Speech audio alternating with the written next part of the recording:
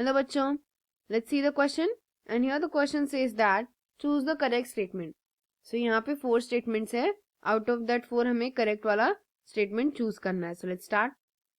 तो first statement क्या बोला है, दैट द सोल्यूशन कल्चर या फिर जिसे हम हाइड्रोफोनिक्स भी कहते हैं, that contains all the essential element minerals except one, the usefulness of which to be determined.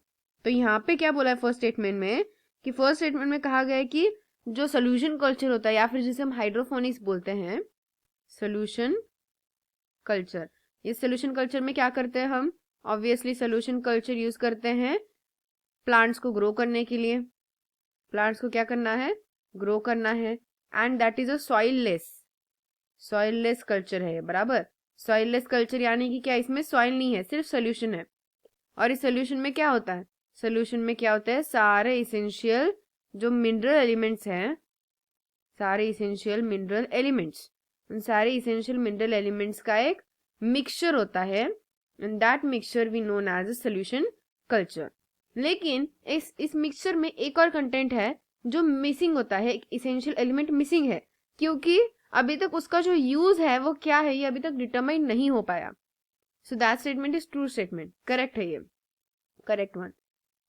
Next second क्या है, that is the sodium, SiCO and selenium, ये जो सारे एलिमेंट्स है are beneficial elements required by higher plants. तो ये बोला है कि ये सारे एलिमेंट्स हायर प्लांट्स में रिक्वायर होते हैं। So obviously yes this is true, इन सबकी जरूरत होती है हायर प्लांट्स में। सो इसीलिए ये भी स्टेटमेंट क्या होगा, this statement will be also true, in higher plants में सारे एलिमेंट्स की जरूरत होती है। नेक्स्ट बोला है कि that zinc is activator of nitrogenase while MO is activator of alcohol dehydrogenase। तो ये स्टेटमेंट तो रॉन्ग है। अब ये स्टेटमेंट कैसे रॉन्ग है, that also we will prove. लेकिन फोर्थ क्या बोला है, that zinc is needed for oxygen synthesis. तो ये एकदम करेक्ट स्टेटमेंट है, जिंक ऑक्सीजन की सिंथेसिस के लिए क्या होता है, जरूरी होता है। तो यहाँ पे हमें समझ में आ गया first, second and fourth statement जो है वो ट्रू है।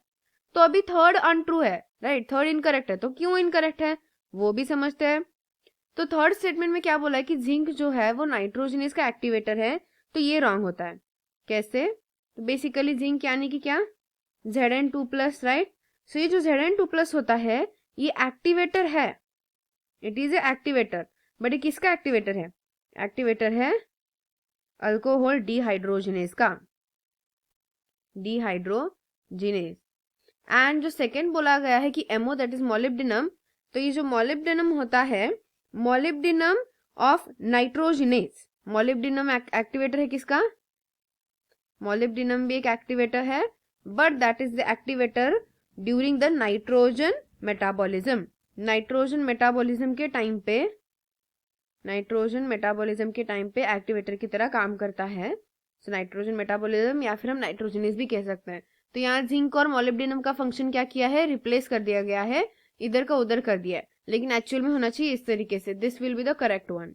सो इसलिए हमारा जो थर्ड स्टेटमेंट है वो क्या है, यहाँ पे हमारा थर्ड स्टेटमेंट है रॉन्ग स्टेटमेंट, बाकी first, second and fourth statement right है।